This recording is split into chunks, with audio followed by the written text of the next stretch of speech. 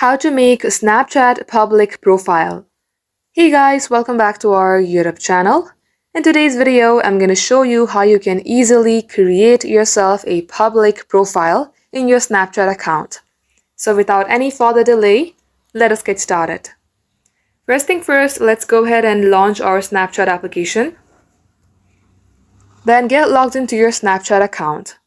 From here, tap onto your Bitmoji on your top left corner. You will be able to see an option called Public Profile. If you don't see it here, scroll below and somewhere under My Stories, you will be able to see Public Profile. Tap onto it and that will automatically create yourself a public profile. If you tap onto Public Profile, you will see all the snaps that you have added publicly. And that is how you can do it. Thank you for watching the video till the very end. If it had helped you in any ways, then don't forget to like, share, and subscribe to our channel.